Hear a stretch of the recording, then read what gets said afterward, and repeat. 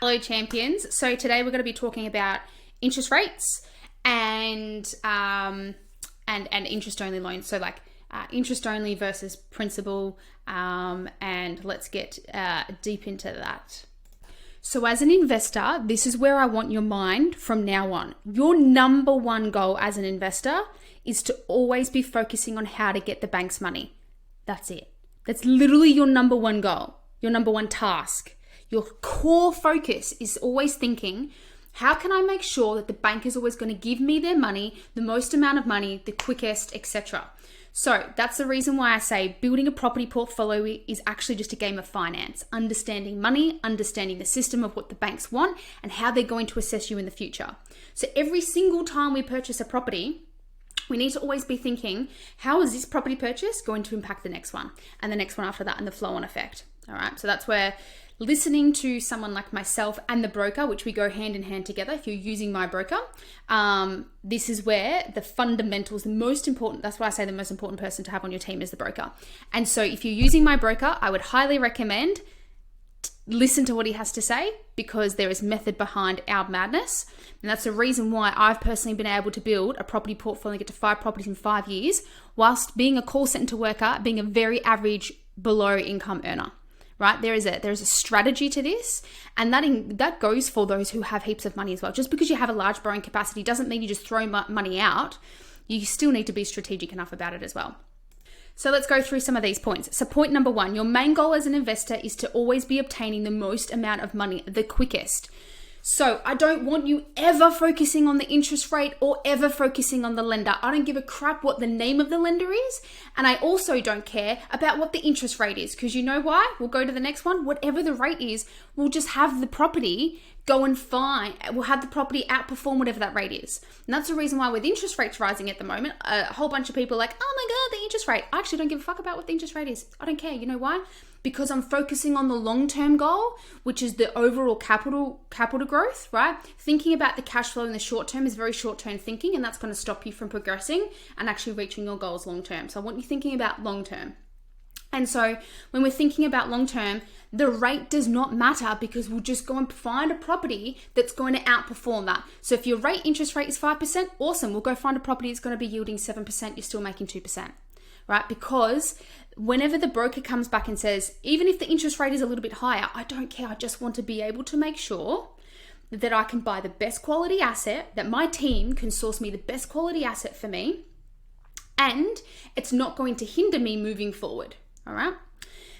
Point number 3 is interest rates are 100% tax deductible. All right. So you don't get 100% of the money, but 100% of whatever you paid for interest over that time. This is the part that I love most about, one of the top things I love about real estate, is you can claim this as a tax deduction as well, which is awesome. If it's in your personal name or if it's within a trust, then it's inside that trust. All right. So as an investor, you've got bigger fish to fry than worrying about the interest rate.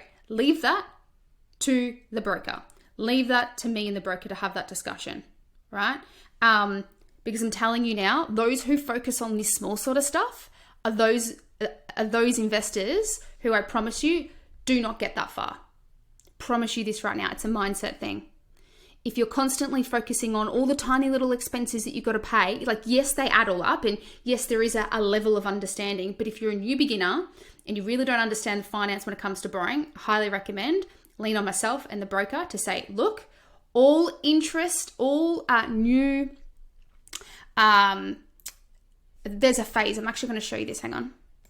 Alrighty. So when you are in this phase here, there's 3 phases of building a property portfolio. There's a foundational phase, acceleration, and legacy. When you are in this foundational phase, this is the exact moment where all of your loans should be interest only for 5 years at least, right? And the reason behind that, the biggest reason behind that is because your borrowing power is actually higher, believe it or not. So what happens from a lending perspective, if it was on principal and interest, they take the repayments of what you actually make. If it's on interest only, which is lower, guess what? Some lenders will actually lend you more money because they're like, oh, well, this is the actual amount that you're paying every single month versus your principal and interest. So because your costs are less on interest and only, guess what? They allow you to borrow more. Now we need to be thinking strategically all about the future, right? What happens when you get to property number 4, property number 5, or property number 6? You need to protect that in the future. So the actions you take today on property number 1, 2, that impacts the rest of your journey. And so that's the reason why interest only is absolutely critical for protecting your borrowing power as well in the foundational phase of building out a property portfolio. So that's between this phase here. Once you start to enter the acceleration phase, by all means, then you can start changing over your loans from interest only to principal and interest. And when we do that, guess what? You've had 5 years of increasing the rent, right? So the rents, you keep putting up the rents all the time on the tenants, and therefore it probably balances out by about 5 years in, right? On average, it balances out by about 5 years in, because now the rents have gone up so much, it's able to pay the principal as well and just still cash flowing the same amount as what you were, which is pretty cool. Now, if you're in that foundational phase, guess what? Why on earth would you pay the bank principal at the start if you're just going to ask for the money back 12 months later? Light bulb moment right now. So if you're paying down principal, all you're doing is giving the bank the money. But if you plan on buying another property where you need to pull out the equity, you're just giving the bank the money now, but then asking for that money back 12 months later. That's just silly. You might as well have the money in your hand and you control that money yourself. That makes you more powerful as an investor, and that gives you more options as well. So hopefully that lands for you. This is one of the biggest reasons. Point 1 and point 2 are literally one of the most biggest reasons, right? If you're on that active stage where you need to access the capital, you are absolutely silly by paying them now and then giving it and then asking for it back. Absolutely. Have it in your hand. All right. I regret. I genuinely, this is one of the things I like to teach. I actually regret. I had my whole bunch of my loans on principal and interest for the first few years because I didn't understand this stuff. But now I understand it. So my borrowing capacity was shit. So as soon as I change it from principal and interest, guess what? Borrowing capacity went through the roof. And guess what? Another thing. I spent 10 months trying to pull out all of this equity that I just paid them a few years earlier. If I had just kept that money, I wouldn't have had to have wasted 10 months worth of time of restructuring all my loans. That's literally what I spent. I'm not even joking you. Throughout 2021, that's what I had to spend most of my time doing. Putting all my loans back on interest only, etc., etc. Because the thing is when you're paying down the principal, that's the hard way of doing it. You can have the cash flow now. You just let the property go up in price. That's what builds up your equities. Your LVR reduces. And you want your LVR to go down, but not by you paying it down. Yes, you can do that, and yes, you can compound it and go quicker, etc. That is an option. But when you're at the start of building out your property portfolio in the foundational phase, you were much smarter to not pay down the principal at the start. That's in my personal opinion, and that's the personal opinion of a lot of successful property investors as well. This is what we all do. All right, point number 3. If you want more cash flow, then guess what? You just go in and add in another property. I'm going to give you an example now. So this here is one of my properties. You'll see the cash flow projection. So see, look at this. I think it's about $7,000 in year 1 is cash flow, right? This is based off it being interest only. Okay. Now you'll probably see that this drops at the 5-year mark. And the reason why is because when it changes from interest only to principal and interest, but it goes up pretty quickly again. You know why? Because the rent goes up, right? But there's a couple of different hacks to this. One, if you want this to stay at that high cash flow, guess what? Just go to another bank and get another 5 years interest only. Because typically, most banks will give you 5 years interest only. It used to be 10. There are still some lenders that'll do 10, but most 5 years, they'll give you interest free.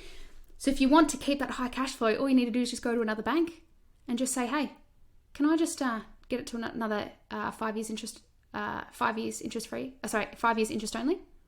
So that's one thing that I plan on doing. And I plan on doing that because I don't ever plan on paying down my debt. You know why? Because of inflation will just erode the debt away. You actually don't ever need to pay off this debt. Yes, you have the tenants pay your basic interest just to keep the banks happy. And in the meantime, you get to have the lifestyle and live off the cash flow. That's why we're doing all this, right? That's the smarter way. Like the hard way, yes, you can pay down principal by all means. Do it if you want to. But I'm telling you now, it is not the smartest way to do it. So that's one way, is you can just go back to another lender and say, hey, move into another lender. Can I please have 5 years interest free? Yeah, sure, no worries. You know why? Because the property is going to keep going up and your LVRs are going to get lower and lower and lower. So your debt your debt to loan valuation, your value of what the property is versus the debt is going to keep going down, because the property is going to keep going up in price. So guess what? You don't need to pay down the debt. Just let it erode away with inflation if you have time up your sleeve. So that's if you're young, and I'm talking like 45 and under. All right, so another idea of what you could do at this point in time is you just add in another property that's cash flowing if you want to keep that high cash flow. So at this point, you just add in another one just before this 5 years ends. Boom. So I'll wrap that up for now. So I just want you to remember that this game is not about securing one property. This game is about being strategic enough to build out an entire property portfolio the easy way. So not just buying one, not just buying two. How can we rest assured that you'll always be able to buy? Because that is what is giving us the lifestyle that we desire. So hopefully that's given you a little bit of insight as to why your loans at the start of building a property portfolio, so during the foundational phase is going to be different for everyone. It might just be 4 to 6 properties for some people. For other property, it might be 12 to 16, depending on your goals and depending on your age and all that sort of jazz. But for most people starting out, I'd say 90% of people are starting out to build a property portfolio who are low in capital, who also don't have like a really high sort of borrowing capacity as well. But even though those who do have a higher borrowing capacity and those who do have a shitload of capital to start off with, this is still smarter. Like, it's just silly to be paying down the debt. Absolutely silly to be paying down the debt. Anyway, you let the properties perform and do the task for you. That's much easier. Anyway, hopefully this was useful for you. After you've watched this, if you have any questions or you want to go deeper on this, or please share your thoughts with me on this as well once you've learned this. I would love to hear your light bulb moments. And if you disagree with me, tell me why, right? Challenge me on those and let's have that discussion, because this is one of the biggest games of understanding finance.